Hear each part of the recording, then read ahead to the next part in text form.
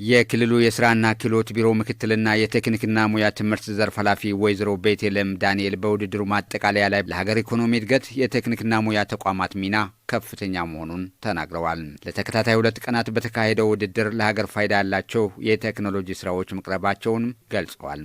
ቲቬት ከዚህ ባለፈ በርካታ ስራዎችን አገርን የሚጠቅም የሚተክል ኢኮኖሚያን የሚያሳድግ ለፖለቲካዋ ምቹ የሆነ ዜጋን የሚፈጥር ጠንካራ ተቋም ስለሆነ ይሄንን ደግሞ ሰርተን በማሳየት በሌሎችም ድል እንድናጎናጽፍ ወይም ድል እንድናስመዘግብ አደራ ልል እፈልጋለሁ።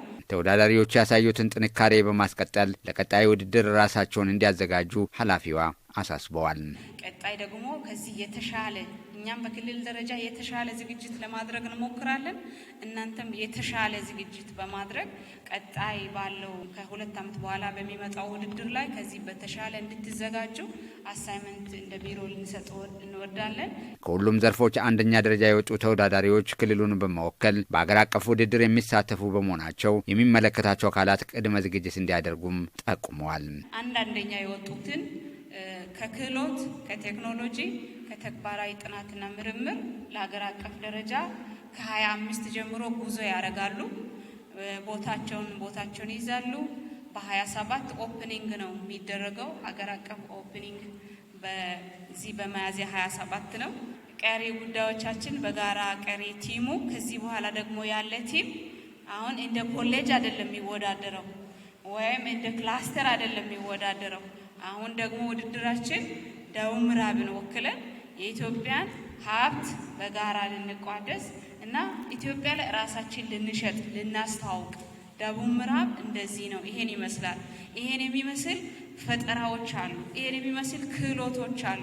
ይሄን የሚመስሉ ምርምርና ጥናቶች አሉ ብለን ራሳችን የምናስተዋውቅበት አጋጣሚ ስለሆነ በዚህ ላይ በአገር አቀፍ መድረክ ላይ በጣም ቲም ስፕሪቱ የጠነከረ ሆኖ የምንገኝ ይሆናል። የቴክኒክና ሙያ ኮሌጆች በሁሉም የስራ ዘርፎች ውጤታማ ተግባራትን ማከናወን እንዳለባቸውም አመላክተዋል። የኮሌጅ መሪዎች እዚህ አብዛኞቻችን አለን፣ መምሪያዎች ስላለን እስከ ሰኔ ድረስ የዚህ በጀት ዓመት እስከሚዘጋ ድረስ ሌሎች ቀሪ ተግባራቶቻችን ላይ በርትተን ወጥተን የእኛን ቲቬት ስራ በዚህ ልክ ከዚህም ባለፈ እየተነቃቃን እየገለጥን እንግዶችን እየጋበዝን እያስተዋወቅን መሄድ ይጠበቅብናል።